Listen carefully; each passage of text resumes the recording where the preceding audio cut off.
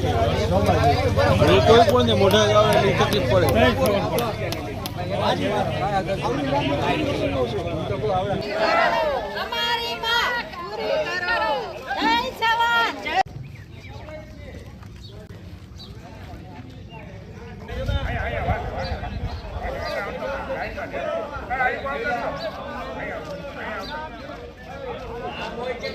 મારું નામ પનારા નર્મદાબેન શિવલાલ, મારું ગામ લીંબુડા.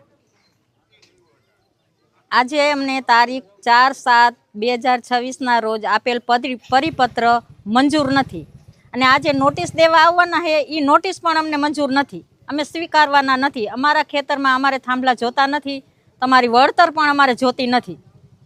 અને આજે ભાજપવાળા કોઈ પણ અમારા ગામની અંદર હવેથી પગ દેવા આવતા નહીં. અમને મંજૂર જ નથી. આટલા દિવસ અમને તમને મત આપીને ચૂંટાવીને આગળ લીધા છે અને અમને તમે ધક્કો મારો. ગરીબ ખેડૂતના ગળા ચૂસવા આવ્યા હો તમે. અને અદાણીને ને અંબાણીને ક્યાં ઘરમાં તૂટો છે? અમારે એની કંપનીમાં થાંભલા, એની જ કંપનીમાં પહેલાં થાંભલા નાખો. અમારા ભેહું ગાયુંના તબેલા અહીંયા બાંધવા દો તો મંજૂર હશે એને? આજે રોજ ભાજપવાળાને કે અમારા ગામની અંદર પ્રવેશ કરવાનો નથી તમારે કોઈ દિવસ. આજ રોજ એના માટે ભેગા થયા અને નોટિસ આપો આવેલ, એની નોટિસ અમને મંજૂર જ નથી. અમારે તમારા થાંભલા જોતા નથી કે અમારે વળતર જોતી નથી. ખેતરની અંદર પગ દેવાનો થતો નથી.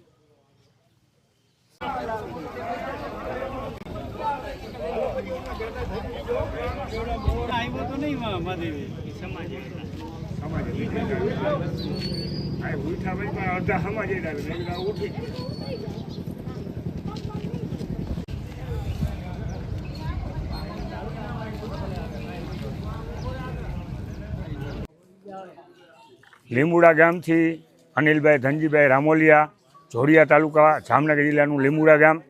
અમારા ગામની અંદર બહુ મોટી હ્યુઝ રિલાયન્સ કંપનીની લાઈન નીકળે છે અને અહીંથી કચ્છ લગી નીકળે છે. એટલે દરેક ખેડૂતોએ અત્યાર સુધી છેલ્લા 2 મહિના લગી દરેક તાલુકા કક્ષાએ, જિલ્લા કક્ષાએ હજારોની સંખ્યામાં વાંધા દર્શાવી, આવેદનપત્ર આપી અને સરકારને પહેલાં પેજની અંદર જાણ કરેલી.